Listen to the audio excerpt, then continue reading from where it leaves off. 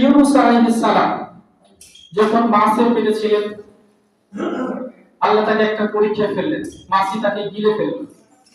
ইউনূস আলাইহিস সালামকে এখন দুনিয়ার কোনো মানুষের কোনো ক্ষমতা নেই যে তাকে সাহায্য করবে।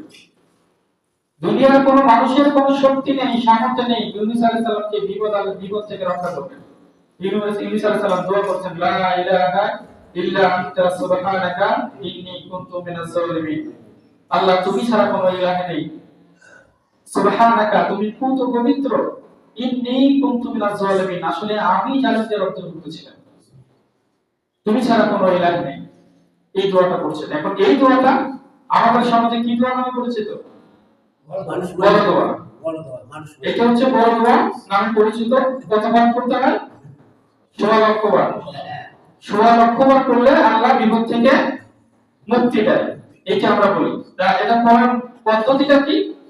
যে কোনো হুজুরদেরকে দাওয়াত দিবেন, হুজুর মাদ্রাসার ছাত্র সবাইকে নিয়ে আসবে, একদল আসবে, যারা আসে ভাড়া নেবে, এরপর যার বাড়িতে বিপদ আছে সেই বাড়িতে 16 লক্ষ বার ভাগ করে পড়ে এরপরে হুজুরা খাওয়া দাওয়া করে টাকা পয়সা নিয়ে বিদায় হয়ে গেল, আপনার বিপদ আপদ সব দূর করে।